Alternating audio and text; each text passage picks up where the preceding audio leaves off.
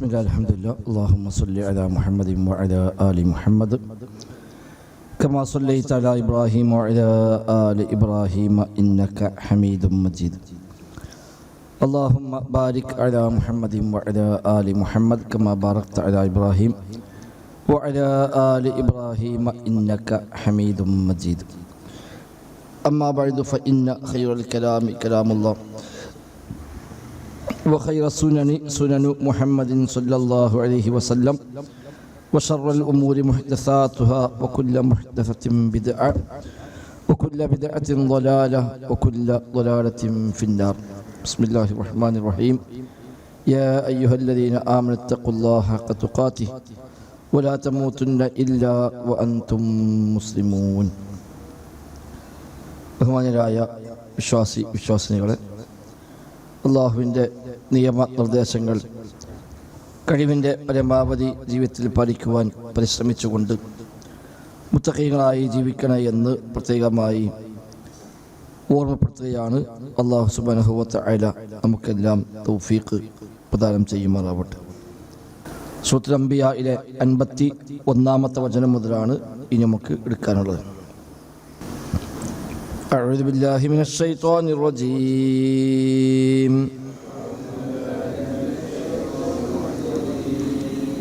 بسم الله الرحمن الرحيم.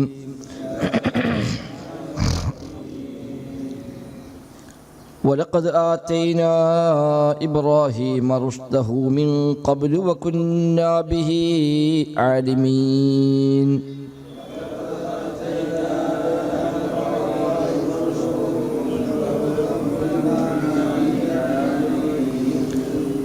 إذ قال لأبيه وقومه ما هذه التماثيل التي أنتم لها عاكفون.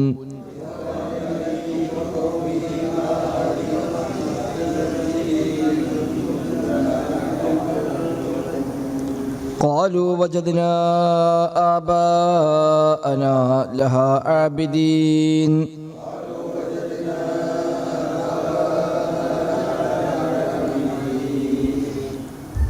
قال لقد كنتم أنتم وآباؤكم في ضلال مبين.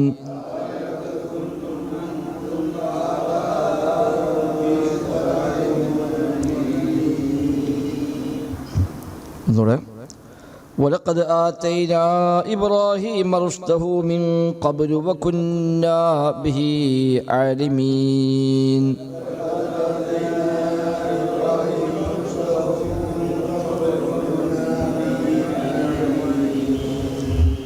إذ قال لأبيه وقومه ما هذه التماثيل التي أنتم لها عاكفون.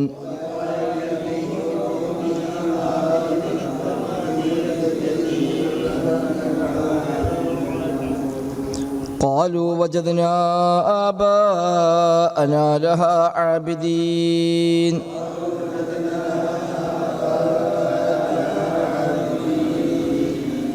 قال لقد كنتم أنتم وآباؤكم في ضلال مبين.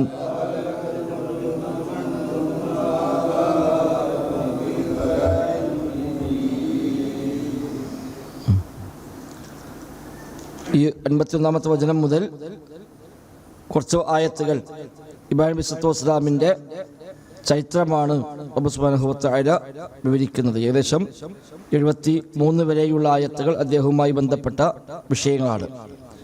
ശേഷം മറ്റു പ്രവാചകന്മാരെയും അല്ലാഹു തആല പരാമർശിക്കുന്നുണ്ട്. വലഖദ് ആതൈനാ ഇബ്രാഹീമ റുഷ്ദഹു മിൻ ഖബ്ൽ. വലഖദ് ആതൈനാ, വലഖദ് തീർച്ചയായും, ആതൈനാ നാം നൽകിയിട്ടുണ്ട്, ഇബ്രാഹീമിന് നാം നൽകിയിട്ടുണ്ട്, റുഷ്ദഹു അദ്ദേഹത്തിന്റെ ആ റുഷ്ദ്, വിവേകം അല്ലെങ്കിൽ തന്റെ ഇടം അല്ലെങ്കിൽ കാര്യബോധം, ഇതെല്ലാം നാം അദ്ദേഹത്തിന് നൽകിയിട്ടുണ്ട്. മിൻ ഖബ്ലു, മുമ്പേ തന്നെ, മിൻ ഖബ്ലു മുമ്പ് തന്നെ നൽകിയിട്ടുണ്ട്. അത് നൽകപ്പെടുന്ന തഫ്സീർ ചെറുപ്രായം മുതൽ തന്നെ എന്നുള്ളതാണ്. മുമ്പേ എന്ന് പറയുന്നത് അതായത് ചെറിയ കുട്ടിയാകുമ്പോൾ തന്നെ അദ്ദേഹത്തിന് അല്ലാഹു തആല ഒരു പ്രത്യേകമായ വിവേകതയും പക്വതയും ഒക്കെ നൽകിയിട്ടുണ്ട്. വകുന്ന ബിഹി ആലിമീൻ, വകുന്ന നാം ആണ് താനും ബിഹി അദ്ദേഹത്തിന്റെ കാര്യത്തിൽ ആലിമീൻ അറിയുന്നവരുമാണ്. അദ്ദേഹം അതിന് അർഹനാണ്. അങ്ങനെ ചെറുപ്പം മുതലേ വളർത്തിക്കൊണ്ടുവരാൻ യോഗ്യനാണ് എന്ന് നമുക്കറിയാം. അദ്ദേഹത്തെ കുറിച്ച് അന്നേ തന്നെ നമുക്കറിയാം. അതുകൊണ്ട് ആ അറിവടിസ്ഥാനത്തിൽ തന്നെയാണ് അദ്ദേഹത്തിന് നാം ആ റുഷ്ത് നൽകിയത്. ഭാവിയിൽ ഒരു നബിയായി വരാനുള്ള ആളായത് കൊണ്ട് തന്നെ അതിനു വേണ്ട ഒരു മുന്നൊരുക്കം ചെറിയ പ്രായം മുതലേ സ്വാഭാവികമായും പ്രവാചകന്മാർക്കെല്ലാം ഉണ്ടാകും. ചെറുപ്പത്തിൽ തന്നെ ആ നിലക്കുള്ള വലിയ പാപങ്ങളിലേക്ക് പോകാതെ, തെറ്റുകളിലേക്ക് പോകാതെ ഒരു മാന്യമായ രൂപത്തിൽ വളർത്തിക്കൊണ്ടുവരിക എന്നുള്ളത് അള്ളാഹുവിന്റെ ഒരു സുന്നത്താണ്, നടപടിക്രമമാണ്. എല്ലാ പ്രവാചകന്മാരും നബുവത്ത് ലഭിക്കുക ഒരു പക്ഷേ നിശ്ചയിക്കപ്പെട്ട പ്രായമാകുമ്പോഴായിരിക്കാം. എന്നാൽ അതിനു മുമ്പേ തന്നെ അതിനുവേണ്ടി ഒരുക്കി തയ്യാറാക്കി കൊണ്ടുവരിക എന്നത് റബ്ബ് നടപ്പാക്കി വരുന്ന ഒരു രീതിയാണ്. അത് നബിതങ്ങളുടെ കാര്യത്തിലും മറ്റു പ്രവാചകന്മാരുടെ കാര്യത്തിലും എല്ലാം നമുക്കത് കാണാൻ കഴിയും. ഇബ്രാഹിം നബിക്ക് പ്രത്യേകിച്ചും ചെറുപ്പത്തിൽ തന്നെ അല്ലാഹു തആല വിവേകം നൽകി, കാര്യബോധം നൽകി. അദ്ദേഹം അതിന് അർഹനുമായിരുന്നു. അതാണ് വകുന്നാ ബിഹി ആലിമീൻ, അദ്ദേഹത്തെ കുറിച്ച് നാം നന്നായി അറിയുന്നവരാണ്. إذ قال لأبيه وقومه ما هذه التماثيل التي أنتم لها عاكفون. ഇത് ഖാല അദ്ദേഹം പറഞ്ഞ സന്ദർഭം, ലി അബീഹി തന്റെ പിതാവിനോട് അദ്ദേഹം പറഞ്ഞ സന്ദർഭം ഓർക്കണം. വഖൗമിഹി തന്റെ ജനതയോടും, വാപ്പയോടും ജനതയോടും. ഖൗമൻ അതിൽ വാപ്പ വിട്ടു, പക്ഷെ വാപ്പനെ പ്രത്യേകം എടുത്തു പറഞ്ഞാണ്. വാപ്പയോടും വാപ്പടക്കമുള്ള ആ സമൂഹത്തോടും അദ്ദേഹം പറഞ്ഞ ആ സന്ദർഭം ഓർക്കുക. മാ ഹാദിഹി തമാസീൽ, എന്താണ് ഈ രൂപങ്ങളൊക്കെ? തമാസീൽ, തിംസാൽ, വിഗ്രഹങ്ങൾ, പ്രതിമകൾ, രൂപങ്ങൾ, അതിനൊക്കെയാണ് സാധാരണ തിംസാൽ എന്ന വാക്ക് ഉപയോഗിക്കുക. ഖുർആനിലും ഹദീസിലും പലപ്പോഴായി ഉപയോഗിച്ച പദമാണത്. വിഗ്രഹങ്ങൾക്ക് തിംസാൽ, തമാസീൽ എന്ന പദം പ്രയോഗിക്കപ്പെട്ടിട്ടുണ്ട്. പ്രതിമകള്, രൂപങ്ങള്, ഇതൊക്കെയാണ് പൊതുവെ തമാസീൽ എന്ന് പറയുക. മാ ഹാദിഹി തമാസീൽ, എന്താണ് ഈ തമാസീൽ, എന്താണ് ഈ രൂപങ്ങളൊക്കെ?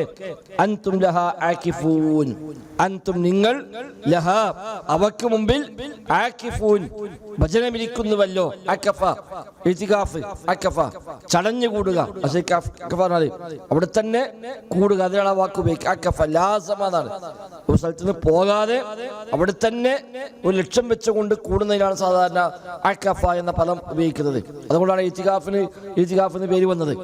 ഇബാദത്ത് ലക്ഷ്യം വെച്ചുകൊണ്ട് മറ്റെല്ലാം ഒഴിവാക്കി ഇസ്ലാമായ സമയം ഇസ്ലാമായ പള്ളിയിൽ തന്നെ അയാൾ കൂടുന്നു. അതുകൊണ്ടാണ് ആ ഇരുത്തത്തിന് ഇത്തികാഫ് എന്ന പേര്. അപ്പോൾ ഒരാളെ കാണാൻ പോയി, ഒരു ലക്ഷ്യം നേടാൻ വേണ്ടി ചെന്നു, ആ ലക്ഷ്യം പൂർത്തിയാകാതെ അവിടുന്ന് മടങ്ങൂല എന്ന വാശിയിൽ അവിടെ തന്നെ വിടാതെ കൂടുകയാണെങ്കിൽ അതിനൊക്കെ അറബി ഭാഷയിൽ അക്കഫ എന്ന് പറയാം. അപ്പൊ നിങ്ങൾ ഇവിടെ ഈ പ്രതിമകൾക്ക് മുമ്പിൽ ഇബാദത്തുമായി കൊണ്ട് അവിടെ കൂടുന്നുവല്ലോ, എന്താണിതൊക്കെ? ഇതിനൊക്കെ അടിസ്ഥാനം എന്താണ്?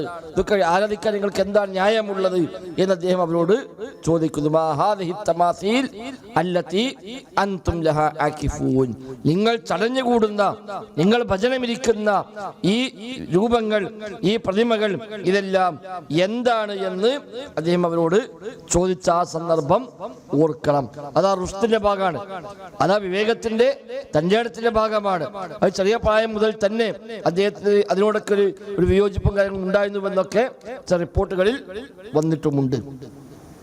ഖാലു വജദ്നാ ആബാഅനാ ലഹാ ആബിദീൻ, ഖാലു അവർ പറഞ്ഞു, വജദ്നാ ആബാഅനാ ഞങ്ങളെ പിതാക്കന്മാരെ, പൂർവികന്മാരെ ഞങ്ങൾ കണ്ടെത്തി, ലഹാ ആബിദീൻ ഇവയെ ആരാധിക്കുന്നവരായിക്കൊണ്ടാണ് ഞങ്ങളെ കാക്കക്കാരന്മാരൊക്കെ കഴിഞ്ഞു പോകുന്നത്.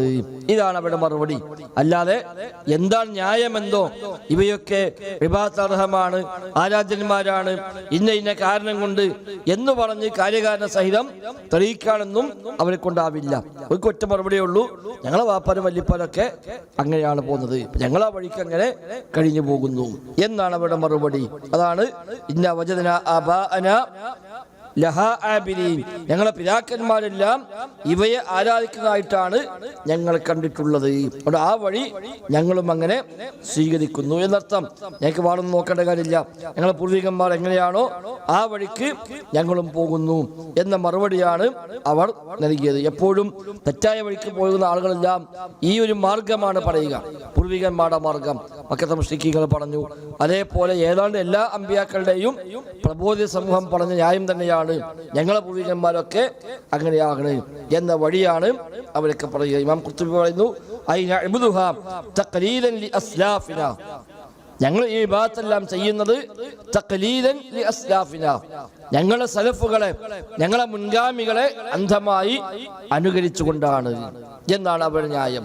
അവരെന്ത് ചെയ്തോ അത് ഞങ്ങളും ചെയ്യുക, ഓരെന്ത് വിശ്വസിച്ചോ ഞങ്ങളത് വിശ്വസിക്കുക, അതിനപ്പുറത്തേക്ക് പോകാനൊന്നും ഞങ്ങളില്ല എന്ന് അദ്ദേഹത്തോട് അവർ പ്രതികരിച്ചു എന്നാണ് അല്ലാഹു തആല പറയുന്നത്. ഖാല ലഖദ് കുൻതും അൻതും വആബാഉകും ഫീ ളലാലിൻ മുബീൻ. എങ്കിൽ പിന്നെ പറയാനുള്ള മറുപടി തന്നെയാണ്. ഖാല, അദ്ദേഹം പറഞ്ഞു, ലഖദ് കുൻതും അൻതും, തീർച്ചയായും നിങ്ങളായിരിക്കുന്നു, വആബാഉകും, നിങ്ങൾ മാത്രമല്ല നിങ്ങളെ പൂർവികന്മാരും, ഫീ ളലാലിൻ മുബീൻ, വ്യക്തമായ വഴികേടിലാണ്. അവരൊക്കെ ചെയ്തെങ്കിൽ എന്നാ ശരി എന്നുള്ളതല്ല, അത് ഒരു ബുദ്ധിമാന്റെ മറുപടിയല്ല. അവരൊക്കെ ചെയ്തോ എന്നാ പിന്നെ അങ്ങനെ തന്നെ ആയിക്കോട്ടെ, അതല്ല. എന്നാ നിങ്ങളും പഴിച്ചു, നിങ്ങളെ മുമ്പ് കഴിഞ്ഞു പോയ ഈ വഴിക്ക് വന്ന ആരൊക്കെ ഉണ്ടോ അവരൊക്കെ ചെയ്തത് ളലാലത്താണ്, എല്ലാം വഴികേടാണ്.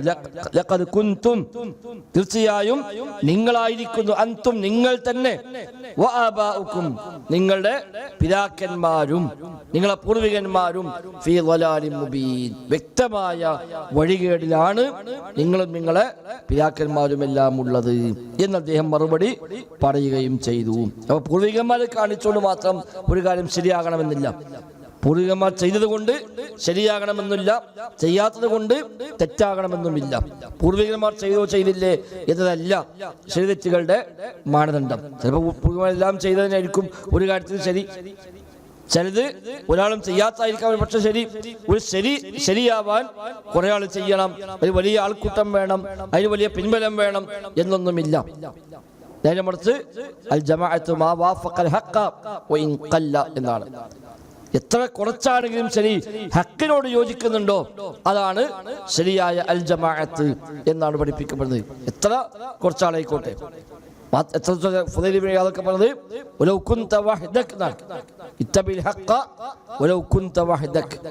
നീ ഹക്കിനെ പിൻപറ്റണം, നീ മാത്രമാണെങ്കിലും ശരി, വേറെ ഒരാളുമില്ല, നീ ഒരാൾ മാത്രമാണ് ഒരു സത്യം പറയാനും സ്വീകരിക്കാനും ഉള്ളത് എങ്കിലും നീ സ്വീകരിക്കേണ്ടത് ആ ഹക്കാകുന്നു. നീ മാത്രമാണെങ്കിലും ശരി. അപ്പൊ അതാണ് ഹക്കിന്റെ മാനദണ്ഡം. അല്ലാഹു റസൂലും പഠിപ്പിച്ചാൽ അത് ഹക്കാണ്, അല്ലാഹു റസൂലും പഠിപ്പിച്ചിട്ടില്ലേ അത് ഹക്കല്ല. ഇതാണ് ഇസ്ലാം വെക്കുന്ന കാഴ്ചപ്പാട്. അല്ലാതെ എത്ര ആളുണ്ട്, അതിന് ഭയങ്കര ആൾബലുണ്ടല്ലോ, കണ്ടമാനം ആളുണ്ട്, ഒരുപാട് നാട്ടിലുണ്ട്, ലോകത്ത് മുഴുവനും ഉണ്ട്, കാലങ്ങളായി ചെയ്തു പോരുന്നുണ്ട്, അതുകൊണ്ടൊന്നും ഒരു കാര്യം ശരിയെന്നോ ശരിയല്ലെന്നോ തീരുമാനിക്കാൻ പറ്റുകയില്ല. ഒരു കാര്യം ശരിയാകണമെങ്കിൽ അല്ലാഹ് പറഞ്ഞു, റസൂൽ പറഞ്ഞു. ഇതാണ് അസ്ല്. കിതാബിലുണ്ടാവുക, സുന്നത്തിലുണ്ടാവുക. ഇജ്മാഉം ഖിയാസും പോലും അതിലേക്കാണ് മടങ്ങുന്നത്. ഇജ്മാഉം ഖിയാസും പ്രമാണമാണ്, പക്ഷേ അതുപോലും സ്വതന്ത്ര പ്രമാണമല്ല. അതിന്റെ പോലും അവലംബം ഖുർആനും സുന്നത്തുമാകുന്നു. അതുകൊണ്ട് എല്ലാത്തിനെയും അസ്ല് വഹ്യാണ്, കിതാബും സുന്നത്തുമാണ്. ആ വഹ്യിലുണ്ടെങ്കിൽ അത് ഹക്കാണ്, വഹ്യിലില്ലെങ്കിൽ അത് ഹക്കല്ല. അപ്പൊ ഇവരുടെ ന്യായം ഞങ്ങളെ പിതാക്കന്മാരൊക്കെ ചെയ്തുവെന്നാണ്. എന്നാ പിന്നെ നിങ്ങളും പഴിച്ചു, നിങ്ങളെ പിതാക്കന്മാരും പഴിച്ചു എന്ന് പറയാന്നല്ലാതെ എന്നാ അതൊക്കെ ശരിയാണ് എന്ന് സമ്മതിച്ചു കൊടുക്കാൻ പറ്റുകയില്ലല്ലോ. അതാണ് ഇബ്രാഹിം ഇസ്ലാമിന്റെ മറുപടി. തുടർന്നും അവർ തമ്മിലുള്ള സംഭാഷണമാണ് അടുത്ത ആയത്തിലൊക്കെ തുടർന്നുള്ളത്. ഇൻഷാ അല്ലാഹ് നമുക്ക് ഒരു ക്ലാസ്സുകളിൽ പഠിക്കാം. അപ്പൊ മൊത്തം അർത്ഥം, ഇബ്രാഹിമിന് തന്റെ വിവേകം നാം മുമ്പ് തന്നെ നൽകിയിട്ടുണ്ട്. അദ്ദേഹത്തിന്റെ കാര്യത്തിൽ നാം അറിയുന്നവർ തന്നെയാണ്.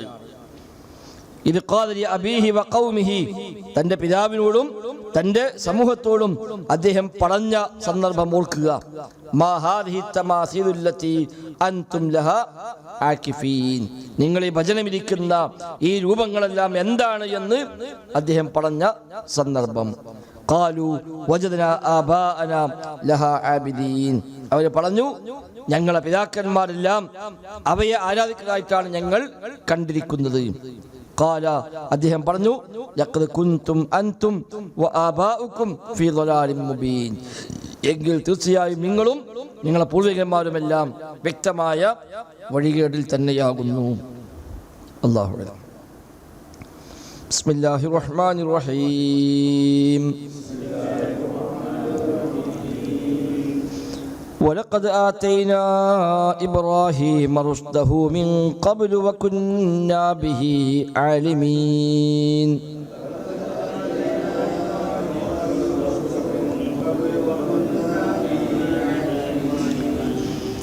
إذ قال لأبيه وقومه ما هذه التماثيل التي أنتم لها عاكفون.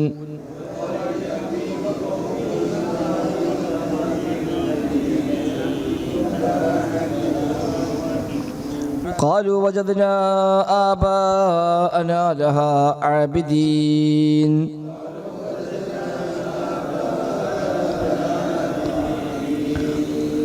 قال لقد كنتم أنتم وآباؤكم في ضلال مبين.